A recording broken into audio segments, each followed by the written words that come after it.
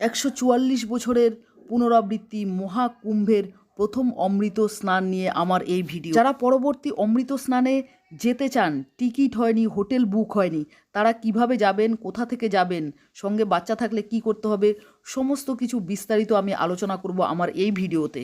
ভিডিওটি সম্পূর্ণ দেখবেন, সমস্ত তথ্য পেয়ে যাবেন। আমি মাউন্টেন ব্লগস সুতপা, পূর্ব বর্ধমানের ভান্ডারটিকুড়ি স্টেশন থেকে আমি ট্রেনে চাপি হাওড়ার উদ্দেশ্যে। হাওড়া থেকে আমাদের ট্রেন বিকেল 5টা 45 মিনিটে চম্বল এক্সপ্রেসে। হাওড়া স্টেশনে আমরা 7 জনের টিম আছি, কিন্তু এরপর আমাদের সাথে যোগ দিয়েছে শ্যামলী। আর আমার টিমে দেখো মেম্বার দেখো, দিদি রয়েছেন, ইনি জিরাট থেকে রয়েছেন। মহাকুম্ভে তারপরে আরো দিদিমণিরা আছে, বিশাল দল আছে আমাদের। চলে আসুন, যাওয়ার ইচ্ছা চলে আসলেই হবে। চলো আসলেই হবে, স্পেশাল পৌঁছালেই হবে। হর হর মহাদেব। চলছি আমরা মহাকুম্ভে। আমার টিমে রয়েছে 7 জন। এই মহাকুম্ভের অমৃত স্থানে আমার বাবা রয়েছেন আমার সঙ্গে, আর শ্যামলীর ফ্রেন্ড আর ম্যাডাম মিলে 10 জন। হাওড়া স্টেশন থেকে আমাদের 10 জনের টিম রেডি হয়ে গেছে। আমরা চম্বল এক্সপ্রেসের জন্য ওয়েট করছি। 5টা 45 মিনিটে আমাদের ট্রেন ছাড়বে। আমরা ট্রেনে উঠে গেলাম। তো আমাদের দুটো কম্পার্টমেন্ট হয়েছে, সেটা অ্যাডজাস্ট করে যাই হোক একই জায়গায় চলে এলাম। এবার আমরা রাত 8টা বাজে আমরা ডিনার করব। শিবানিদি মেথির পরোটা এনেছে আর বেগুন ভর্তা এনেছে, ঝর্ণাদি খিচুড়ি, সবজি, পনিরের তরকারি, সব মিলে আমাদের সুন্দর ডিনার সেরে আমরা শুয়ে পড়ব। ট্রেনের অ্যারাইভেল টাইম ছিল প্রয়াগরাজে 7টা 45 মিনিটে। 8টার মধ্যেই ট্রেন পৌঁছে গেছে, সকাল 8টায় 15 মিনিট লেটে। এবার আমরা স্টেশন থেকে বেরিয়ে আসছি। এরপর আমরা ওখানে আমাদের অটো করা রয়েছে, অটো করে আমরা ভারত সেবাশ্রমে যাব, যেখানে আমাদের রুম বুক করা আছে। নেমে গেলাম প্রয়াগরাজ চৌকিতে। এরপর শ্যামলীর জন্য আমরা ওয়েট করছি। আমাদের এখানে অটো করা রয়েছে, তো শ্যামলীর জন্য ওয়েট করছি, তারপর আমরা যাবো। এখন প্রয়াগরাজ তীর্থক্ষেত্রে নেমে গেছি। আমরা ত্রিবেণী তীর্থক্ষেত্রে নেমে গেছি। এখন আমরা যাত্রা শুরু করব। চলো, মানুষের স্রোত। শ্যামলী গ্রুপ এসে গেছে। এবার আমরা হেঁটে সামনে আগিয়ে যাব, কারণ এদিকে অটো প্রবেশ নিষেধ। তাই আমরা একটু এগিয়ে যাচ্ছি। এগিয়ে গিয়ে ওখানে আমাদের অটো রয়েছে, যা আমাদের ভারত সেবাশ্রমে পৌঁছে দেবে। মেন রোড পর্যন্ত অটো চললো, তারপর রাস্তা ব্লক, আর অটো যাবে না। অটো আমাদের নামিয়ে দিল।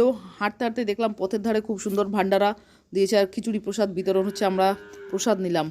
খিচুড়ি দেওয়া হচ্ছে তীর্থযাত্রীদের। এবার আমরা হাঁটতে শুরু করব, কারণ সামনে রাস্তা টোটালি বন্ধ। 2 কিলোমিটার হাঁটতে হবে। দেখো সবাই হেঁটে হেঁটে চলছে।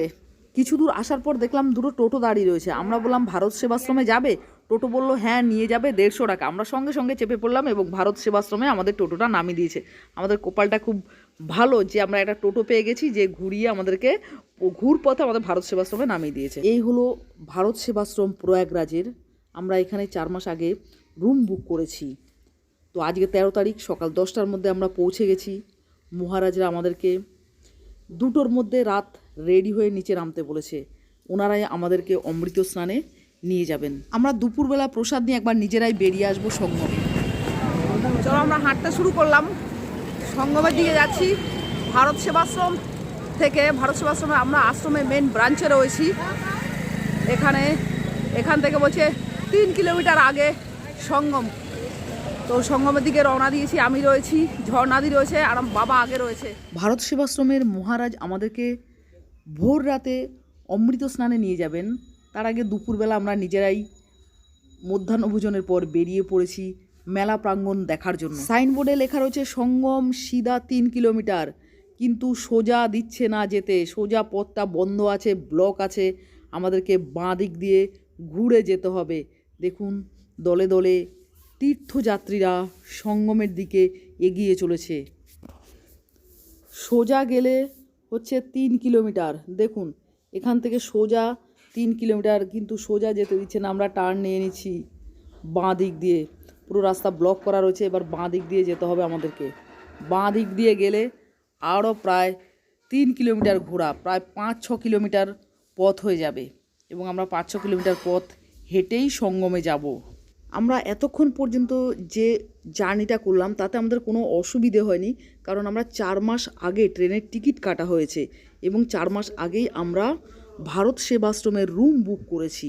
আপনারা যদি এখনও কেউ মনে করেন যে অমৃত স্নানে যাবেন, যেতে পারেন। আমি বিস্তারিত আপনাদেরকে বলবো যে কিভাবে যাবেন, কোথা থেকে যাবেন, কোথায় থাকবেন, যদি থাকারও না জায়গা থাকে তাহলে কিভাবে অমৃত স্নান করবেন সেটাও আমি বলে দেব।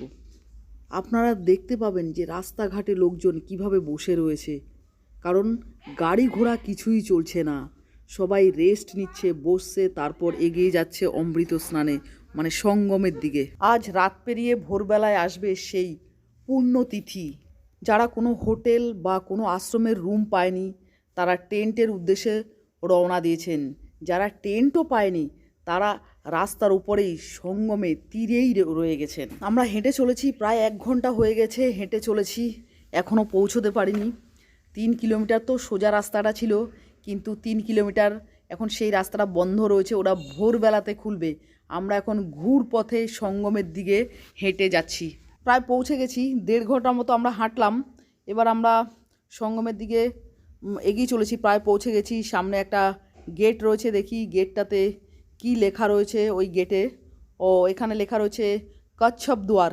কচ্ছপ দুয়ারে চলে এলাম। এখানে একজন সিকিউরিটি রয়েছেন, ওনাকে জিজ্ঞেস করেছি যে আর কত দূর। উনি বললেন এখান থেকে এখনও 1 কিলোমিটার যেতে হবে সঙ্গমে পৌঁছতে গেলে। সনাতনী হিন্দুগণ নিজেদের নাম সংকীর্তন করতে করতে এগিয়ে চলেছেন মহাকুম্ভের পথে ত্রিবেণী সঙ্গমে, যেখানে আজ মধ্যরাত্রির পর সেই শুভ পূর্ণ সময় আসবে, ব্রহ্ম মুহূর্ত। দলে দলে পুণ্যার্থীরা সেই ত্রিবেণী সঙ্গমে ডুব লাগাবেন, পিতৃপুরুষদের উদ্দেশ্যে তর্পণ করবেন। এই মেলা প্রাঙ্গণকে দেখে এটাই মনে হচ্ছে মিনি ভারতবর্ষ। দেশে বিদেশ থেকে প্রচুর মানুষের সমাগম হয়েছে এই মেলা প্রাঙ্গণে। 144 বছর পর যা আবার হবে, যা 144 বছর আগে হয়েছিল। আমি পূর্ণ স্নানের অভিজ্ঞতা আপনাদের সবার সাথে শেয়ার করে নেব। সেই ভোর 3টের সময় উঠে আসার অভিজ্ঞতা আমি আপনাদেরকে সামনে তুলে ধরব। কচ্ছপ দুয়ার গেট পেরোনোর পর এবার আমরা চলে এলাম এটা নন্দী দুয়ার। গেটের মধ্যে লেখা রয়েছে এটা নন্দী দুয়ার। এখান থেকে আরও 500 মিটার এগিয়ে যেতে হবে, তবেই পাবো সঙ্গম।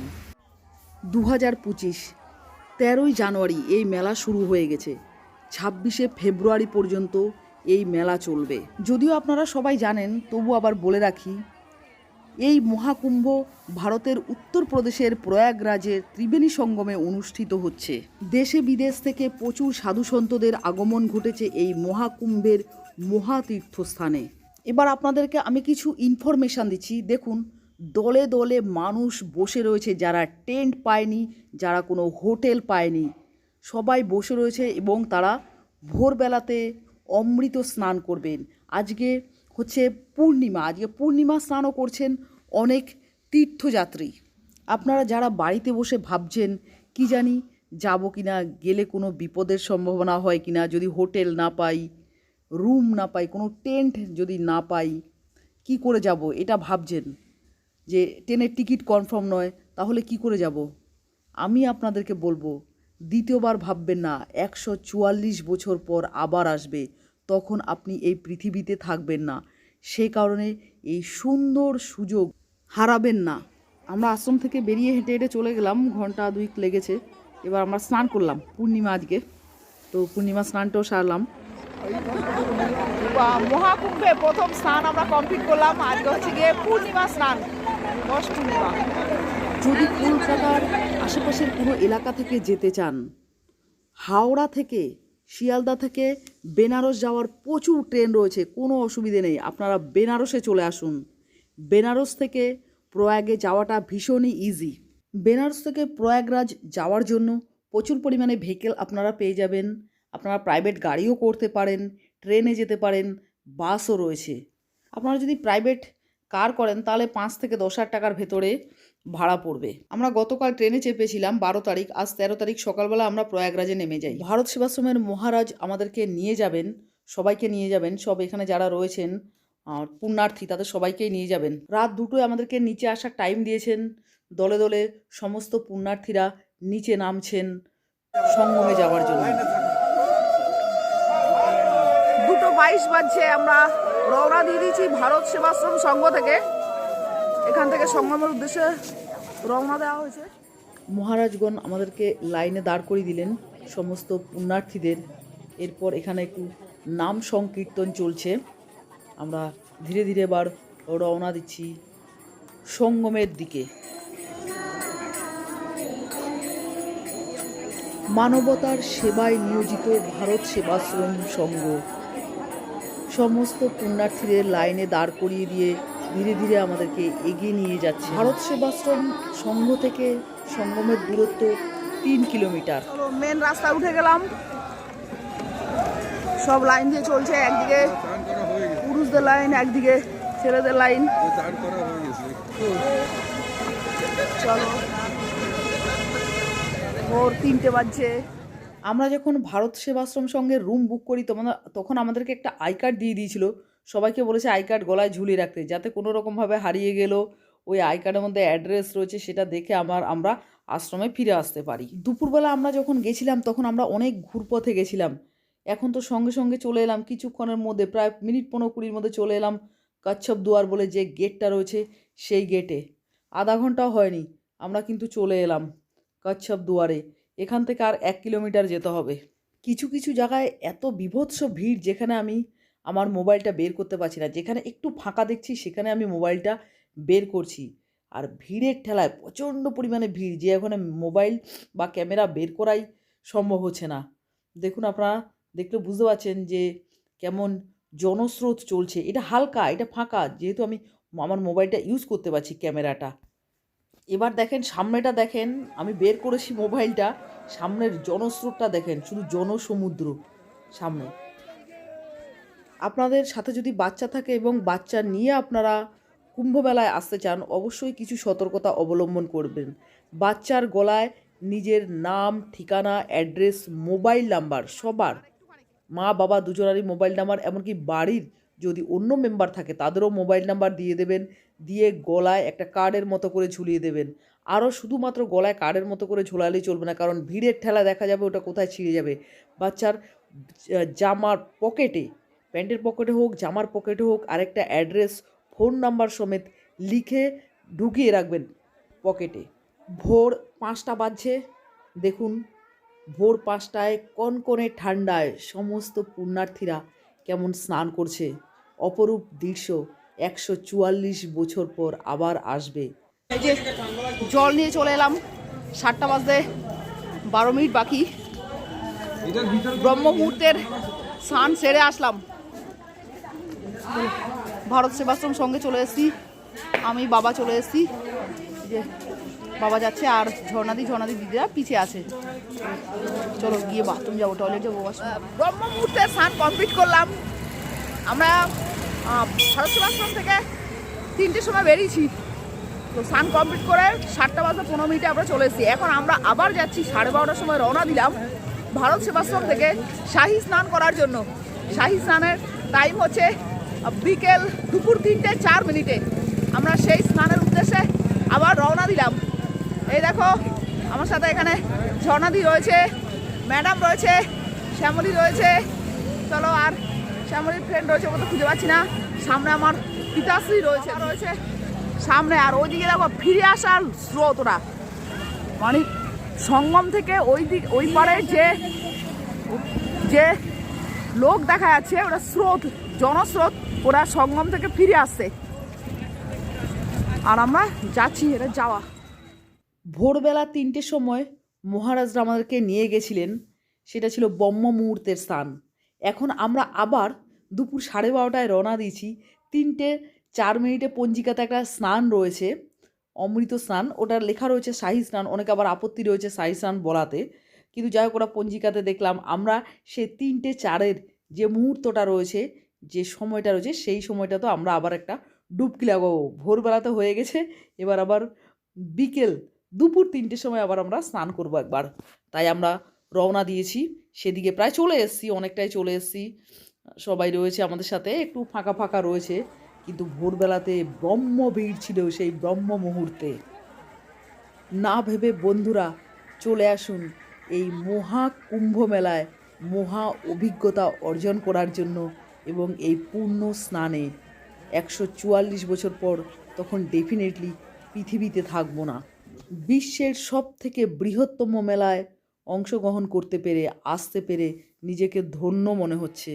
আমরা বিকেল 3:04 যে একটা যোগ রয়েছে সেই যোগে আমরা স্নান করব। স্নান করার পর আমরা দেখব এখানে বর্ণাঢ্য শোভাযাত্রা, বিভিন্ন সনাতনী হিন্দু সম্প্রদায়ের সাধু সন্ন্যাসীগণ তাদের শোভাযাত্রা নিয়ে বের হয়েছেন। এই কুম্ভমেলা হলো বিশ্বের অন্যতম তাৎপর্যপূর্ণ একটি প্রাচীন ধর্মীয় উৎসব। কুম্ভমেলা হলো ভক্তি, বিশ্বাস এবং আধ্যাত্মিক জাগরণের প্রতীক।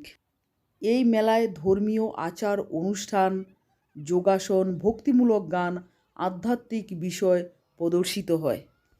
সনাতনী হিন্দু ধর্মের বিভিন্ন সাধু সন্ন্যাসীগণ তাদের সম্প্রদায়ের শোভাযাত্রা নিয়ে বের হন।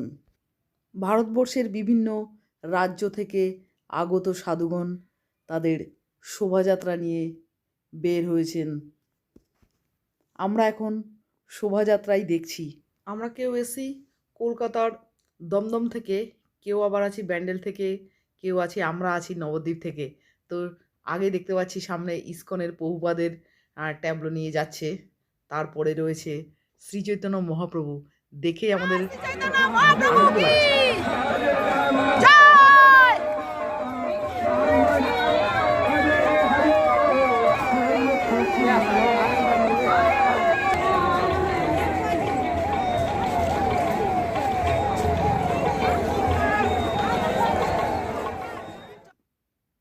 ভারতে কুম্ভ মেলা হয় 4 জায়গায়: হরিদ্বার, উজ্জয়িনী, নাসিক আর এই প্রয়াগে।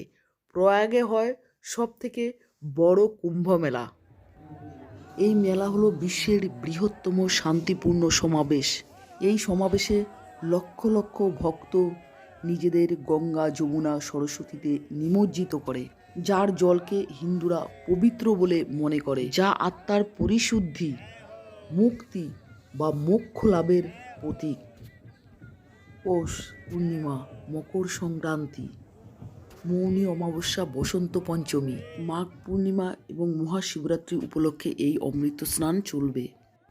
জানুয়ারির 13 এবং 14 তারিখ হয়ে গেছে, আগামী 29 তারিখ জানুয়ারি মাসের মৌনী অমাবস্যা পড়ছে। ফেব্রুয়ারির 3, 12, 26 তারিখে যথারীতি অমৃত স্নান পড়বে। এই মেলা চলছে কন্টিনিউ 44 দিন পর্যন্ত চলবে। 13 তারিখে শুরু হয়ে গেছে, 44 দিন পর্যন্ত এই মেলা চলতে থাকবে। এই শোভাযাত্রায় আমরাও একটু অংশগ্রহণ করলাম, আমরাও কিছু দূর হেঁটে গেলাম। ভারতবর্ষের বিভিন্ন সম্প্রদায়ের মানুষ দলে দলে যোগদান করেছে এই শোভাযাত্রায়, সঙ্গে আমরাও একটু যোগদান করলাম।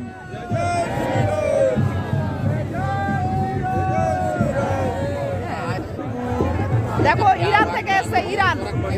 তো you tell something for about Kumbh Mela. Oh, it's an incredible experience. So many people from so many places. এরপর আমরা চলে এলাম সঙ্গমে। দুপুর 3:04 যে অমৃত স্নানের টাইম, সেই স্নানে আমরা আবার অমৃত স্নান করব। আমার বাবা নেমে গেছেন স্নান করার জন্য। 14 তারিখ 3:04 যে অমৃত স্নান রয়েছে, সেই স্নানে আমরা আবারও পবিত্র জলে ডুব দিলাম।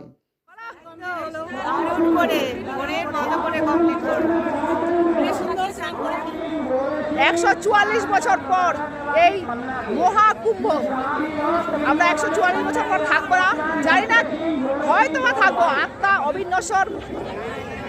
আমরা সনাতন হিন্দু ধর্ম বিশ্বাস করি, আমরা আদি, অনন্ত, অবিনশ্বর, চিরপ্রবাহমান। অমৃত স্নান আমাদের সমাপ্তি হলো।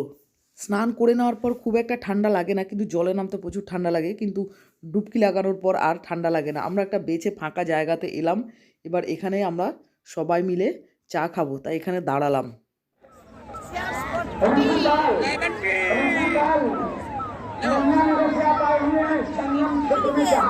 চুমুক লাগাও। স্নান করে উঠে গরম গরম চায়ে চুমুক ভালোই লাগছে। এবার আমরা ফিরে যাব। ফিরে যাওয়ার আগে কিছু জিনিস দেখছি মেলাতে। এটা হচ্ছে স্কন্ধমূল। স্কন্ধমূল খায়। আমরা যদি এক্ষুনি চা খেলাম তাই খাবো না। আর মেলা দেখতে দেখতে আমরা ফিরে চলেছি। লাগেজ প্যাক হয়ে গেছে। এবার আমরা ভারত সেবাশ্রম সংঘ ছেড়ে এগিয়ে চলছি। আমরা এখন যাব প্রয়াগরাজ জাংশনে যাব। ওখানে আমাদের ট্রেন রাত 1:45-এ পূর্বা এক্সপ্রেস। আপনাদেরকে একটু স্টেশনের ছবি দেখাচ্ছি। দেখুন কি প্রচণ্ড পরিমাণে স্টেশনে ভিড়, যে যেমন পারছে বসে পড়েছে। এটা হচ্ছে গিয়ে প্রয়াগরাজ জংশন স্টেশন। আমরা ব্যান্ডেল বলছি বর্ধমানে ঢুকবো। ট্রেন দাঁড়িয়েছে বেশি, চলেছে কম। প্রায় 5-6 ঘন্টা লেটে আমরা ঢুকছি। যাই হোক, আমরা বর্ধমানে আমি নামবো, শিবানীদি নামবে, স্যার নামবেন, আর ঝর্ণাদি 2 দিদি, ওনারা সব হাওড়াতেই নামবেন। আমাদের মহাকুম্ভের মহা সফর এখানেই শেষ করছি।